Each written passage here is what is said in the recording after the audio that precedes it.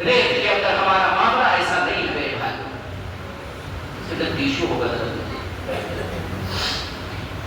اللہ کے رسول صلی اللہ علیہ وسلم بیان فرماتے ہیں کہ اللہ کے لیے دشمنی کیا ہوگا, اللہ کے لیے دوستی کیا ہوگا, اللہ کے لیے دشمنی کیا ہوگا, ایسا نوجوان جو ہے اللہ کے عرش کے سائے تلے ہوگا کل قیامت کے دن.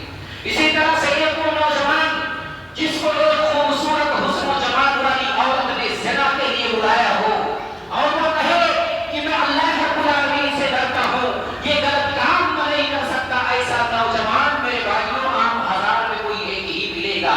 خوبصورت حسینہ ہو, جمیلہ ہو اور برے کام کے لیے آپ کو آنکھوں کا اشارہ کرتے تو نوجوان لٹو کی طرح اس کے پیچھے ناچتا گھومتا ہے.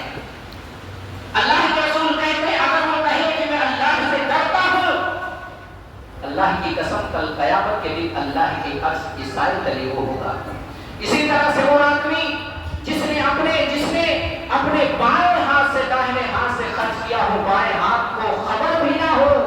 اسی طرح سے ایک وہ آدمی جو تنہائی میں آ کر کے اللہ کو یاد کر کے رو دیا ہو, آنسو بہا دیا ہو, ایسا نوجوان کل قیامت کے دن اللہ کے عرش کے سائے میں ہوگا. میرے بھائیوں نوجوانوں مبارکباد ہے وہ نوجوان جو جوانی کے اندر اپنے رب کو راضی کرتے ہیں, جوانی کے اندر خوش کرتے ہیں, اللہ کو راضی کرتے ہیں, اللہ کی عبادتیں کرتے ہیں, نماز پڑھتے ہیں, روزے رکھتے ہیں, صدقات و خیرات کی پابندی کرتے ہیں, شریعت کے احکام پر عمل کرتے ہیں. یہ ایک نوجوانی کی اس عبادت کو اللہ بڑی پسند کرتا ہے. بچپنا آدمی کا جو گزر گیا اللہ اس پہ نہیں پوچھے گا, بڑھاپے میں نہیں کر پا رہا اللہ نہیں پوچھے گا. جوانی میں اگر کوئی کوتاہی ہوگی کل قیامت کے دن پروردگار نوجوانوں سے پوچھے گا.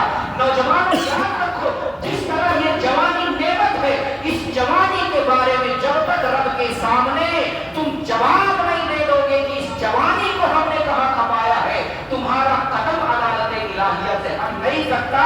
ترمذی صفت القیامہ کی روایت ہے کہ ان ابی موسی الاشعری رضی اللہ عنہ قال ان عبد الله بن مسعود رضی اللہ عنہ قال قال رسول اللہ صلی اللہ علیہ وسلم لا تزول قدم ابن آدم يوم القيامة من عند ربه حتى يسأل عن خمس عن عمره فيما أفناه وعن شبابه فيما أبلاه ومن ماله من أين اكتسبه وفيما انفقه وماذا عمل فيما علم أو كما قال النبي صلى الله عليه وسلم أخرجه الترمذي في أبواب صفة القيامة عن رسول الله صلى الله عليه وسلم.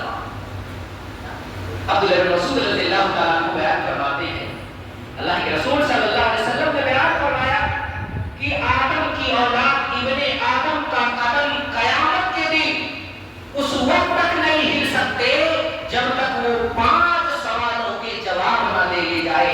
ان عمرہ فیما اپنا, اپنی عمر کو اس نے کہاں پہ گوایا, کہاں پہ اپنے عمر کے اندر کیا کیا, کہیں کاٹا تو نہیں مارا, کہیں چوری تو نہیں کیا, کہیں ڈکیتی تو نہیں کیا.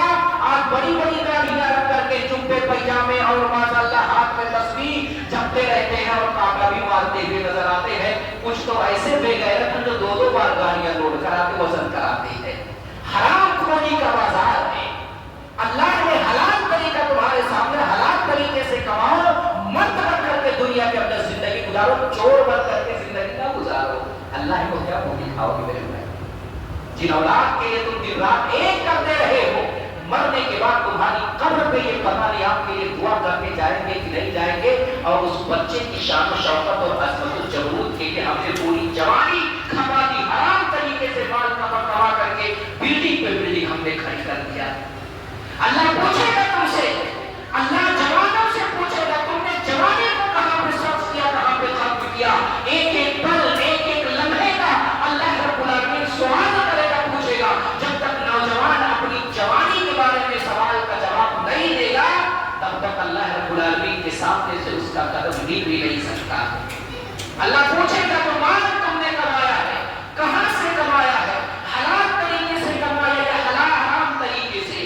اگر حلال طریقے سے کمایا تو ضرورت مندوں کو دیا کہ نہیں دیا, زکات نکالا کہ نہیں نکالا, حلالیوں سے بھی پوچھا جائے گا.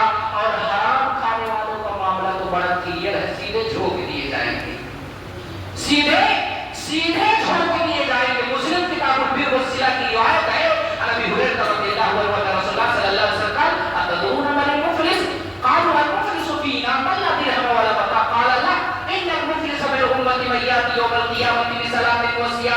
زكاة ويأتيك شطر هذا وأكل مال هذا وسفك دم هذا فيؤتي هذا بالحسنات وهذا بالحسنات فإن فنيت حسناته قبل أن يقضى ما عليه أخذ من خطاياه فطرحت عليه ثم طرح في النار أخرجه مسلم في كتاب البر والصلة والآداب. مسلم شریف کی روایت ہے اللہ کے رسول نے پوچھا فقیر کون ہے، مفلس کون ہے؟ صحابہ نے جواب دیا جس کے پاس پیسہ روپیہ نہ ہو، درہم و دینار مال و بنان نہ ہو۔ اللہ کے رسول نے کہا نہیں، میری امت کا فقیر آدمی وہ ہوگا جو نمازی ہوگا، زکات دینے والا ہوگا، صدقات و خیرات کرنے والا ہوگا، حج پہ حج اور عمرے پہ عمرہ کر رہا ہوگا۔ آج تو کچھ حاجی ایسے ہیں جو ہیٹرک مارتے ہیں سال بھر کے اندر، اور پیسہ کیا پتا چلا حرام کا، کاٹا مارتے، چوری کرتے، جھوٹ بولتے، ڈاکہ ڈالتے، چوری کرتے، اس چوری کے پیسے کا وہ عمرے پہ عمرہ کر کے آ رہے ہیں، اور پھر اوپر سے پوچھ رہے مولانا حرام پیسے سے کوئی عمرہ کر دے تو ثواب ملے گا؟ ایک حاجی صاحب نے نام نہیں لینا چاہتا، وہ گونی میں پیسہ رکھے ہوئے تھے، شیخ گونی میں، اور چار پائی کے نیچے، اور اتفاق سے میں ان کے گھر پہ مہمان بن کے گیا، کھانا وانا کھا لیا تو کہتے ہیں کہ جانتے ہو مولانا یہ گونی میں یہ حرام کا پیسہ رکھا ہوا ہے، ہم نے چھاپ کے رکھا ہے، یہ حلال ہے یہ حرام ہے، سوچ رہا ہوں اسی حرام پیسے سے عمرہ کر لوں تو کیا عمرہ قبول ہو جائے گا؟ یہ حالت ہے ہماری اور آپ کی، میرے بھائی۔ خدا کی قسم اگر رتی برابر بھی حرام کی ملاوٹ ہمارے مال کے اندر ہے، نہ ہماری نمازیں رب قبول کرے گا، نہ ہمارے روزے رب قبول کرے گا۔ لاکھ تم حج پہ حج عمرے کو عمرہ کرو، ایسے عمرہ تم کو مبارک ہو، اللہ ایسے عمروں کو تمہارے منہ میں مار دے گا۔ وَقَدِمْنَا إِلَىٰ مَا عَمِلُوا مِنْ عَمَلٍ فَجَعَلْنَاهُ هَبَاءً مَنثُورًا۔ نیک کا ذرہ بنا کر کے ایسی نیکیوں کو اللہ آوارہ ہواؤں کے حوالے کر دے۔ تو میں ذکر یہ کر رہا تھا کہ نوجوانوں، جب تک آپ جوانی کے بارے میں اللہ کے یہاں جواب نہیں دیتے ہوگے تب تک تمہارے قدم اللہ رب العالمین کے یہاں سے نہیں ہٹ سکتے۔ میرے بھائی، اللہ کے رسول صلی اللہ علیہ وسلم پر ایمان لانے والے سابقین اولین پر اگر نگاہ ڈالیں تو سب سے زیادہ آپ پر ایمان لانے والے 60 سال والے نہیں تھے۔ 60 سال والے تو ایسے ہیں جیسے کتے کے پوچھ، زمین پہ ڈالو پھر نکالو پھر ایسے ہو جاتے، سدھرنے والے نہیں ہیں، جیسے چل رہے ہیں ان کو ویسے چلنے دو۔ سب سے زیادہ اللہ کے رسول کی دعوت پر لبیک کہنے والے کون تھے؟ نوجوان تھے۔ حضرت ابو بکر جب اسلام لائے تو ان کی عمر 38 سال تھی، حضرت عمر جب اسلام لائے تو ان کی عمر 30 سال تھی، حضرت مصعب بن عمیر ہیں، حضرت بلال ہیں، بے شمار صحابہ کرام ہیں جنہوں نے جوانی کے عالم میں اسلام کو قبول کیا، اسلام کو گلے لگایا۔ اس سے اشارہ ملتا ہے کہ جو قوم جوانوں پہ کام کرتی ہے وہ جوان جلدی کنورٹ ہو جاتے ہیں۔ اسی وجہ سے آپ نے تبلیغیوں کو دیکھا ہوگا سب سے زیادہ اٹیک نوجوانوں پہ کرتے ہیں، نوجوانوں کو پکڑ پکڑ کر مسجد کے اندر لے کر کے آتے ہیں، کیونکہ نوجوان بڑا حساس ہوتا ہے، اس کے دماغ میں بات جلدی بیٹھ جاتی ہے اور جلدی یہ حق کو قبول کر لیتا ہے، بسا باقی کو بھی جلدی قبول کر لیتا ہے اجلت پہ آ کر کے۔ اس لیے نوجوانوں پہ کام زیادہ ہونا چاہیے، اور اس کی علت یہ ہے اللہ کے رسول کو نوجوانوں کی ضرورت تھی۔ جب کعبہ کے اندر آپ نماز پڑھ رہے تھے، اس کا ابن ولید آتا ہے، آپ کو مارتا ہے، گلے میں رسی ڈال دیتا ہے، اللہ کے رسول کی سانسیں اوپر نیچے ہونے لگتی ہے۔ لوگوں نے ابو بکر کو بتایا، اے ابو بکر تمہارے محبوب پر ان کا ابن ولید ظلم کر رہا ہے، جان سے مارنے کی کوشش کر رہا ہے۔ ابو بکر نوجوان ہے، بھاگ کر کے نبی کو بچانے کے لیے چلے جاتے ہیں، اور ان کا ابن ولید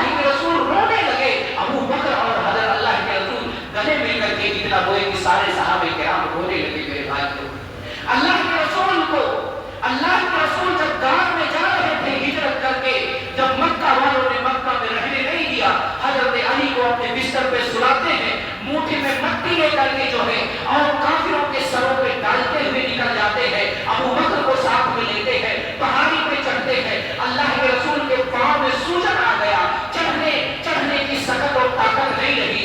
اللہ اکبر، اس وقت نوجوان ابو بکر نے اللہ کے رسول کو اپنے کاندھوں پہ اٹھایا اور کاندھوں پہ اٹھا کر کے آپ کو گھاٹ تک پہنچایا۔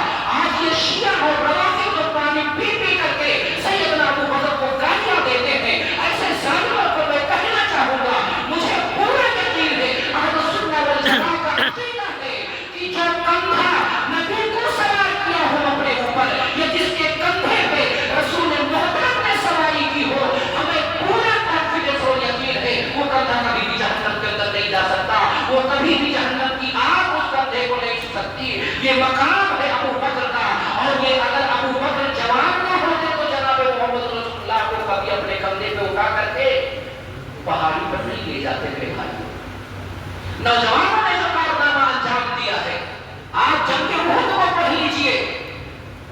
جنگ احد کے اندر جب دوسری مرتبہ کافروں کا غلبہ ہو گیا، اللہ کے رسول صلی اللہ علیہ وسلم کو بھی زخمی کیا گیا، خون کی دو کڑیاں آپ کی رخ انور کے اندر دھس جاتی ہے۔ نوجوان صحابی آتے ہیں اور اللہ کے رسول کے منہ سے خون کی دو کڑیاں نکالتے جب دو کڑیاں نکالی، ایک کڑی نکالا تو ان کا سامنے کے دونوں دانت ٹوٹ گئے، پھر بھی جو ہے خون منہ سے جاری ہے۔ اس کے بعد دوسری کڑی نکالتے نوجوان صحابی کے نیچے کے دونوں دانت ٹوٹ جاتے ہیں۔ عبداللہ ابن طلحہ جو ہے تیر لے کر کے نبی کی آنکھ کا نشانہ دیا ہوا ہے کہ نبی کو مار کر کے وہ اندھا کر دے۔ حضرت طلحہ کی نگاہ پڑ جاتی ہے، حضرت طلحہ کو اتنا موقع نہیں ملا کہ اپنے جسم کو نبی کے جسم سے لگا دے، اللہ کے رسول کے آنکھ پہ اپنے ہاتھ کو رکھ دیتے ہیں۔ عبداللہ ابن طلحہ تیر چلاتا ہے، تیر آ کر کے جو ہے حضرت طلحہ کے ہاتھ پہ لگتی ہے اور ان کا ہاتھ وہیں پہ شل ہو جاتا ہے۔ یہ نوجوان صحابہ تھے جنہوں نے اللہ کے رسول کو زخموں اور تکلیف سے میدان احد میں بچایا تھا۔ جب طرفہ کافروں نے حملہ کر دیا، اللہ کے رسول آواز دے رہے ہیں، اے مہاجرین کہاں ہو، اے انصار کہاں ہو؟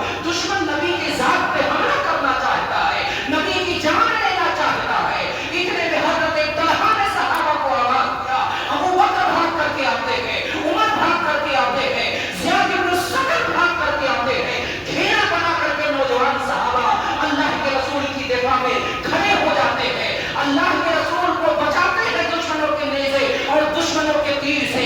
ایک نوجوان صحابی ہے، حضرت زیاد بن سکر ہے، اللہ کے رسول جب سر اٹھا کر کے دیکھتے ہیں کہ دشمن کیا کر رہا ہے، زیاد بن سکر کہتے ہیں، اے اللہ کے رسول اپنے سر کو نیچے کر لیجئے، کہیں دشمن کی تیر نہ لگ جائے، دشمن کا نیزہ نہ لگ جائے۔ یہ نوجوان جب تک زندہ ہے، جب تک ہمارے بدن میں جان ہے، آپ کو ہم زخم نہیں آنے دیں گے۔ زیاد بن سکر ہے، دشمنوں کے تیر کو جو ہے اپنے سینے پہ برداشت کر رہے ہیں، دشمنوں کے نیزے کو اپنے سینے پہ برداشت کر رہے ہیں۔ پورا سینہ چھلنی ہو گیا، آگ بدن کے اگلے حصے میں جگہ نہیں بچا۔ اللہ پر اپنے چھاتی کو اللہ کے رسول کی طرف کر دیتے ہیں اور اپنے پیٹھ پہ تیروں کو برداشت کر رہے ہیں۔ اتنی تیر لگ جاتی ہے، پورا بدن چھلنی ہو جاتا ہے، پیٹ چھلنی ہو جاتی ہے، گشخا میں گرنے لگتے ہیں، دشمن کی تیر کم ہو جاتی ہے۔ اللہ کے رسول زیاد بن سکر کے سر کو زمین پہ گرنے نہیں دے رہے۔ اللہ کے رسول نے زیاد بن سکر کے زخم کو دیکھ کر کے نبی کی آنکھیں اشکبار ہو گئی، نبی رونے لگے، آنسو کے قطرات زیاد بن سکر کے ہاتھوں پہ چہرے پہ پڑا اور آنسو کے ایک قطرے سے حضرت زیاد بن سکر ہوش میں آ جاتے ہیں، مسکرانے لگتے ہیں۔ اللہ کے رسول پوچھتے ہیں کیوں مسکرا رہے ہو؟ کہا اللہ کے رسول میری یہی خواہش تھی کہ میں دین کی دفاع کرتے کرتے شہید ہو جاؤں اور جب مجھے شہادت ملے تو میرے سامنے روح انور مصطفیٰ صلی اللہ علیہ وسلم ہو۔ اللہ نے میری خواہش کو پوری کر دیا اور وہیں پہ جا کے شہادت نوش فرما لیتے ہیں۔ مزر احد کے اندر میرے بھائیوں، آپ کو دشمنوں کی تیر اور نیزوں سے بچانے والے نوجوان صحابہ تھے، اس میں 70 سے زائد صحابہ کرام شہید ہو جاتے ہیں میرے بھائیوں اس جنگ کے اندر۔ یہ جوانی کی اہمیت ہے، اگر جوان نہ ہوتے تو آج اسلام کو اتنی قوت اور طاقت نہ ملتی۔ ان نوجوانوں کی وجہ سے جہاں بھی غلبہ ملا، نوجوانوں کی وجہ سے غلبہ ملا، لیکن جب نوجوانوں کے اندر بگاڑ آ گیا، اخلاقی بگاڑ آ گیا، عقلی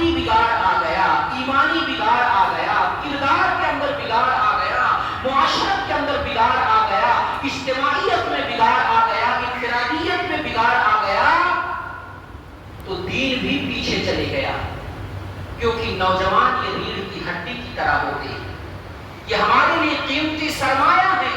جس قوم کے نوجوان اصلاح کی ڈگر پہ ہوتے ہیں وہ قوم عروج اور ترقی کے منازل طے کرتی ہے، اور جس قوم کے نوجوان بگڑ جائیں، فساد کا شکار ہو جائیں، وہ قوم، وہ سماج، وہ معاشرہ ترقی کے بجائے تنزلی اور انحطاط کی طرف چلے جاتا ہے، انحطاط کی طرف چلے جاتا ہے۔ اس لیے نوجوانوں، میں چند اسباب بگاڑ کے آپ کے سامنے رکھنا چاہتا ہوں۔ وقت زیادہ ہو رہا ہے، میں آپ کا زیادہ وقت نہیں لینا چاہتا، کوشش یہ ہے کہ 10 بجے تک میں پروگرام کو ختم کر دوں، زیادہ وقت میں نہیں آپ کا لینا چاہتا، آلریڈی وقت بہت زیادہ ختم ہو چکا ہے۔ نوجوانوں کے اندر بگاڑ کے اسباب کیا ہے؟ جوانی کی، نوجوانی کی اہمیت ابھی آپ نے سنی، اور نوجوانوں کی وجہ سے کیا کیا کارنامے انجام دیے گئے اور کتنی اسلام کو قوت ملی، اس کا بھی آپ نے جو ہے اس کو بھی آپ نے یہاں سماعت فرمائی۔ نوجوانوں میں بگاڑ کے اسباب کیا ہیں؟ سب سے پہلا سبب میں اپنے علم کے مطابق جہالت رکھنا چاہتا ہوں۔ نوجوانوں میں بگاڑ کے اسباب میں سے پہلا سبب جہالت ہے۔ جہالت کو ام المصائب کہا جاتا ہے، ام الآفات کہا جاتا ہے، ام الفتن کہا جاتا ہے۔ تمام مصیبتوں کی جڑ، تمام پریشانیوں کی ماں اور تمام فتنوں کی دادی اماں کیا ہے؟ جہالت ہے۔ جہالت سب سے بری شے ہے۔ اسی جہالت کے کوکھ سے شرک نے جنم لیا۔ حضرت آدم علیہ السلام سے لے کر کے حضرت نوح تک 10 صدیاں گزری ہیں۔ وہ 10 صدیاں شرک سے بالکل پاک تھی، لیکن جیسے جہالت نے قدم رکھا، شرک کی غلاظت اور گندگی وہیں سے شروع ہو گئی۔ حضرت نوح علیہ السلام کے 5 نیک لوگ تھے جن کا قرآن کریم کے اندر تذکرہ ہے سورۃ نوح کے اندر۔ ود، یغوث، یعوق، نصر، سواع، یہ 5 اچھے لوگ تھے جنہیں پنج تک پاک کے نام سے جانا جاتا ہے۔ جب ان کی وفات ہو گئی، شیطان ان کے پاس ہے۔ شیطان اتنا شاطر ہے کہ اسے معلوم ہے کہ اس کو کس راستے سے گمراہ کرنا ہے۔ ایک نیکی کرنے والے کو نیکی کے راستے سے گمراہ کرتا ہے، اور کبھی کبھار شیطان آدمی کو واجب کو چھوڑوا کر کے مستحب کے پیچھے ڈال دیتا ہے۔ ایک صاحب بھی منڈی کے اندر ذکر کرنے لگے، کل جمعہ پڑھا کے آیا تو کہا ایک آدمی بڑا نیک ہے، اچھے کام کرتا ہے، ہر خیرات کے کام میں آگے رہتا ہے، جھوا بھر نیکیاں کرتا ہے، وہ اچھے کام کرتا ہے، سارے لوگوں کی مصیبت میں کھڑا رہتا ہے، لیکن مولانا کسی سے پیسہ لے لیتا تو دیتا ہی نہیں، کسی کا کھا لیا تو دیتا ہی نہیں ہے، لیکن نیک بڑا ہے، معاف کر دو یا رہ دے کو۔ میں نے کہا وہ نیک نہیں، وہ شیطان کے چنگل میں آ گیا ہے، کیونکہ وہ جو خیرات و حسنات انجام دے رہا ہے اس کا تعلق مستحبات سے ہے۔ اگر وہ اس پر عمل نہیں کرے گا تو پروردگار پوچھے گا نہیں کیا عمل میں، اور نجات معلق نہیں رہے گی۔ لیکن قرض لے کر کے اگر اس نے کھایا ہے اور دیا نہیں ہے اور مر گیا اسی پہ، تو وہ جنت کے اندر داخل نہیں ہوگا، وہ جنت کے اندر داخل نہیں ہوگا۔ جیسا کہ مشہور روایت ہے کتاب النسائی کی کہ محمد بن جحش قال كنا جلوسا عند النبي صلى الله عليه وسلم اذا رفع راسه الى السماء ثم وضع راحته على جبهته فقال سبحان الله ما نزل من التشديد فسكتنا وبكينا فلما كان من الغد سألت يا رسول الله ما هذا التشديد الذي نزل فقال والذي نفس محمد بيده لو أن رجلا قتل في سبيل الله ثم أحيي ثم قتل ثم أحيي ثم قتل وعليه دين ما دخل الجنة حتى يقضى عنه دينه أو كما قال النبي صلى الله عليه وسلم أخرجه النسائي في كتاب البيوع۔ محمد بن جحش بیان فرماتے ہیں کہ ہم اللہ کے رسول کے ساتھ بیٹھے ہوئے تھے، اتنے میں اللہ کے رسول نے اپنی نگاہ اوپر کی اور نیچے جھکا دیا اور اپنے دونوں ہاتھ کو اپنے سر پر رکھا اور کہا سبحان اللہ کتنی سختی ہے، سبحان اللہ کتنی سختی ہے۔ صحابہ ڈر جاتے ہیں، خوف طاری ہو جاتا ہے۔ آج تو حالت ہماری یہ ہے کہ جہنم پہ بیان ہو رہا، ہمیں ہنسی بڑی آ رہی ہے، ہمارے دانت بڑے دکھ رہے ہیں، ایسا لگ رہا ہے کہ کوئی نیا ٹوٹ پیسٹ کر کے آئے ہیں، چمک رہے ہیں۔ جہنم کا بیان ہو رہا ہے اور آپ کو ہنسی آئے، خدا کی قسم ایمان کا جائزہ لیجیے. آپ کے دل کے اندر ایمان ہے یا ایمان کا جنازہ نکل گیا ہے؟ قرآن و حدیث کی باتیں اگر آپ پہ اثر نہیں ڈالتی ہے تو آپ کو غور کرنے کی ضرورت ہے. کہیں ہمارا رب سے ناراض تو نہیں ہے؟ کہیں ہمارا ایمان نکل تو نہیں گیا ہے؟ اللہ کے رسول صلی اللہ علیہ وسلم بیان فرماتے ہیں، جب صحابی نے پوچھا، اللہ کے رسول کہتے ہیں قسم ہے اس ذات کی جس کے ہاتھ میں محمد کی جان ہے، جس کے ہاتھ میں محمد کی جان ہے. میرے بھائیوں، اللہ کے صفات میں سے ایک صفت کیا صفت ید ہے؟ اللہ کے پاس ہاتھ ہے. اور اہل الحدیث کے علاوہ اور حنابلہ کے علاوہ کوئی اس پورے زمین پر ایسا فرقہ نہیں ہے جو کہے کہ اللہ کو ہاتھ آئے. یہ سارے جو بڑے بڑے کھٹ لے کے گھومتے ہیں نا، ادھر بھی تسبیح چل رہا کچھ لا رہے، پتہ نہیں کہاں سے تسبیح ہوگی. اللہ کے پاس ہاتھ ہے، اور کون؟ دو ہی ہاتھ ہے، داہنا بھی ہے بایاں بھی ہے. اللہ کے پاس داہنا ہاتھ بھی ہے.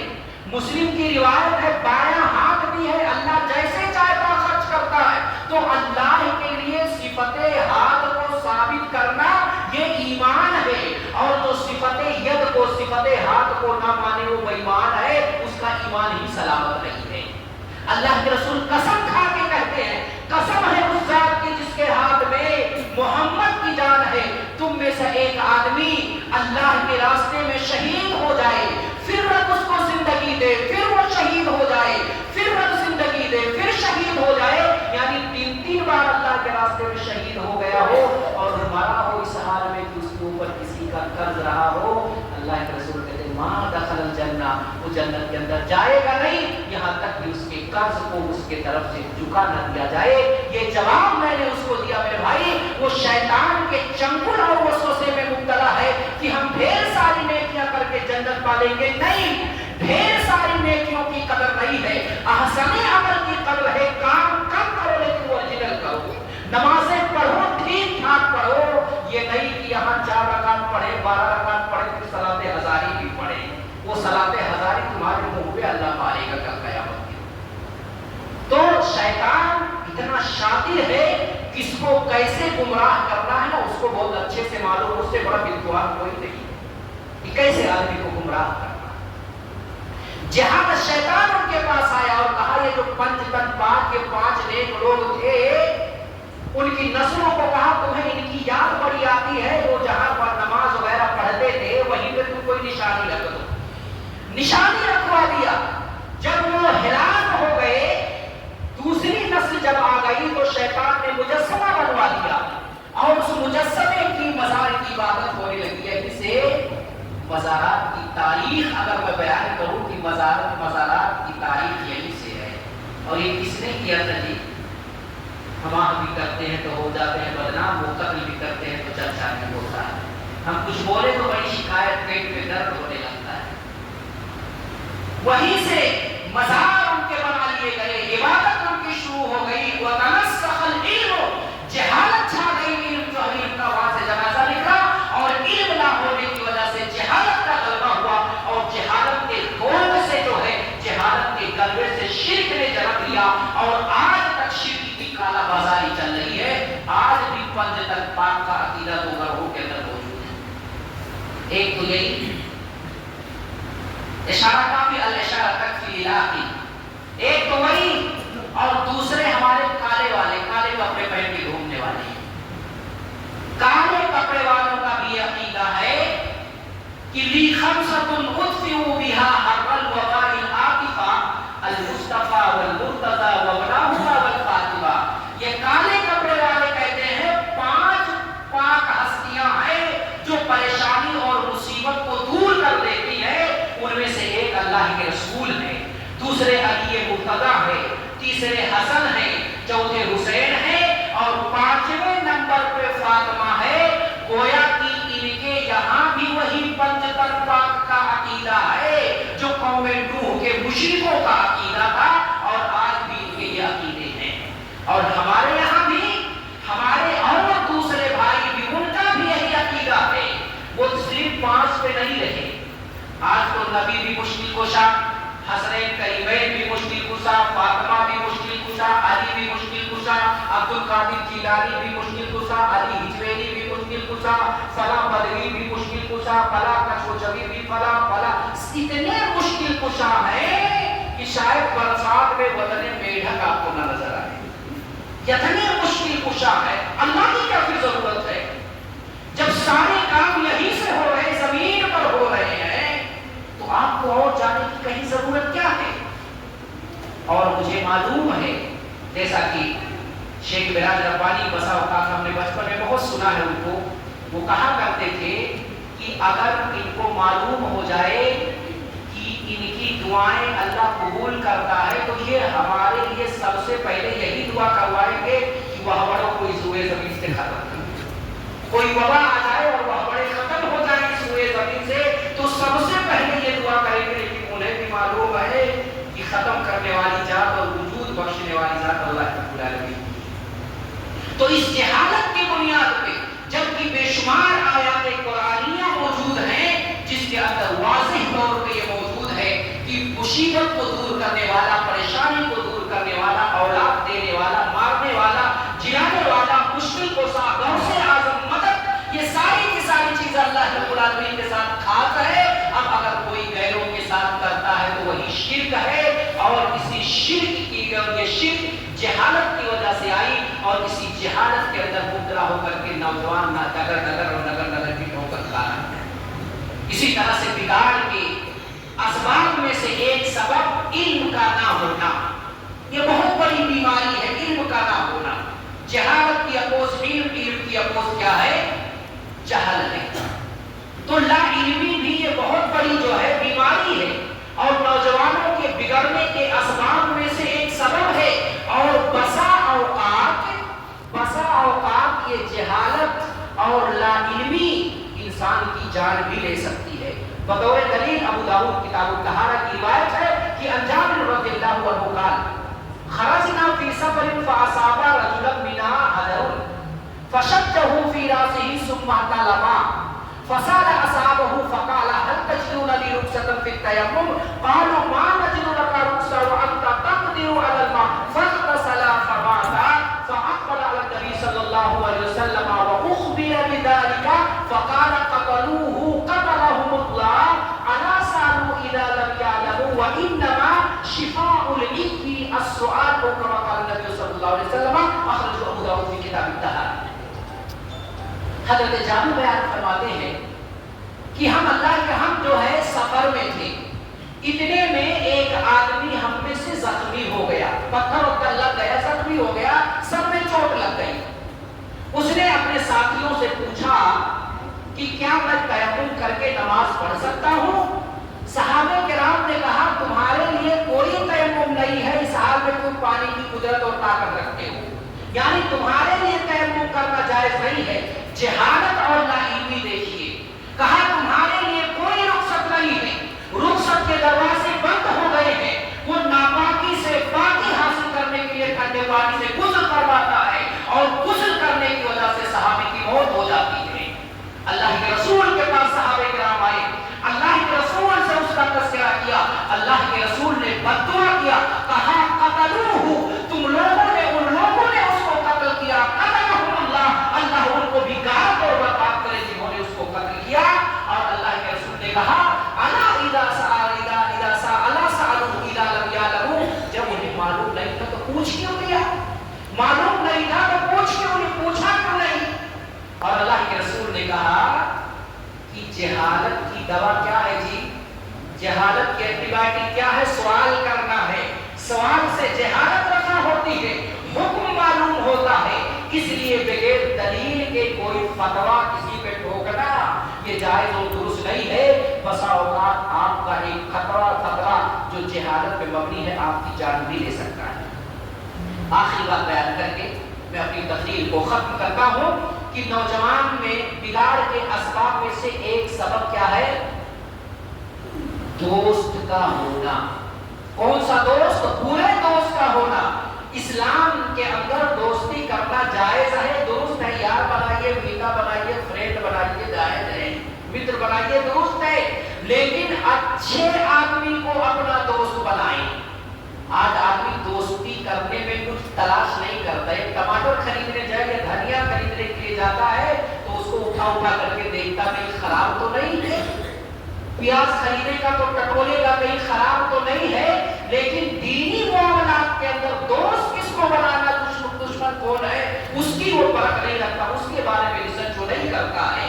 یاد رکھو, اگر دوست اچھا ہے تو آپ کو اچھی چیزوں کی طرف لے جائے گا, اور اگر دوست آپ کا برا ہے تو بسا اوقات آپ کو برائی کی طرف اور بسا اوقات آپ کو جہنم کے دروازے تک پہنچا دیتا ہے.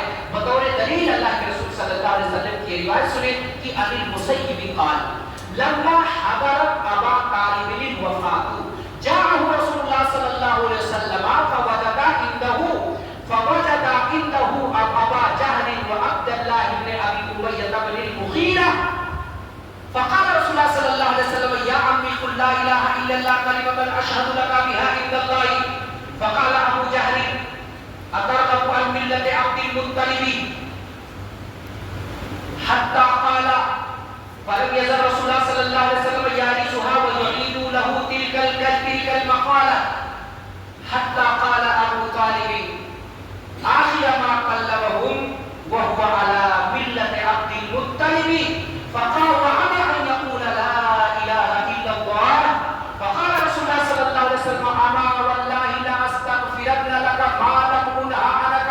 فأنزل الله تبارك وتعالى وما كان للنبي والذين آمنوا أن يستغفروا للمشركين ولو كانوا أولي قربى حتى تبين لهم أنهم أصحاب النار. فأنزل في أبي طالب فقال لرسول الله صلى الله عليه وسلم إنك لا تهدي من أحببت ولكن الله يهدي من يشاء أو كما قال النبي صلى الله عليه وسلم. ابو طالب کے جب وفات کا وقت قریب آیا, اللہ کے رسول صلی اللہ علیہ وسلم آپ کے پاس آئے. اللہ کے رسول صلی اللہ علیہ وسلم جب آپ کے پاس آئے اور کہا اے چچا لا الہ الا اللہ کہہ دو, میں تمہارے لیے حجت اللہ رب العالمین کے حق قائم کروں گا, گواہی دوں گا. ابو طالب کے پاس بیٹھے ہوئے تھے, اب بیٹھا ہوا تھا ابو جہل بھی بیٹھا ہوا تھا, عبداللہ ابن امیہ بن مغیرہ بھی بیٹھا ہوا تھا. اب دونوں کہتے ہیں اے ابو طالب کیا تم اپنے دادا کے دین سے, کیا عبد المطلب کے ملت سے تم جدا ہو رہے ہو, بیزار ہو رہے ہو, ساتھ میں بیٹھے ہوئے ہیں. اللہ کے رسول برابر کلمات کی تلقین کرتے رہے, لیکن آخر میں ابو طالب نے جو جملہ نکالا وہ کہا کہ میں عبد المطلب کے دین پر ہوں. وہی جو روح پرواز ہو جاتی ہے, کلمہ نصیب نہیں ہوتا ہے. میرے بھائیوں, بیان کرنے کا مقصد یہ ہے کہ سنگت اگر اچھے لوگوں کی ہے, اگر اچھے لوگوں کے ساتھ میں رہتے ہو تو ممکن ہے خاتمہ اچھا ہو, اور برے لوگوں کی صحبت سے ہو سکتا ہے آپ کا خاتمہ برے پر ہو جائے. اسی وجہ سے اللہ کے رسول صلی اللہ علیہ وسلم نے بیان فرمایا, کہا مثل الجلیس الصالح والجلیس السوء, کہ اچھے ہمنشین اور برے ہمنشین کی مثال ایسے ہے کنافذ الکیر, جیسے ایک عطر فروش اور لوہار کی ہے. عطر فروش کے ساتھ رہو گے تو یا تو آپ کو ہدیہ دے دے گا, یا تو کیا کرے گا آپ اس سے خوشبو سے مستفید ہوگے یا خرید لیں گے. لوہار کے پاس رہو گے تو کیا ملے گا, یا تو چنگاری سے آپ کے کپڑے جل جائیں گے, یا تو اس کے بھٹی کی بدبو آپ محسوس کریں گے. ایسے ہی اچھے اور برے دوستوں کی مثال ہے. اگر اچھوں کے ساتھ رہو گے اچھی چیزیں ملیں گی, بروں کے ساتھ رہو گے بری چیزیں ملیں گی. اس لیے ہمارے اوپر ہے ہم دوست کس کو بنائیں, دشمن کس کو بنائیں. ہمیشہ آپ یاد رکھیں اچھے لوگوں کو دوست بنائیں جن کا عقیدہ اچھا ہو, جو بدعتی نہ ہو, بھلے مسلمان ہو. آج بہت سارے لوگ بدعتیوں سے دوستی رکھتے ہیں, مشرکوں سے دوستی رکھتے نہیں. ایسے لوگوں سے دوستی رکھنا جائز نہیں ہے, یہ آپ کو بگاڑ کی طرف لے کر کے جانے والے ہیں. آپ کے عقیدے کو, آپ کے ایمان کو یہ بگاڑ سکتے ہیں.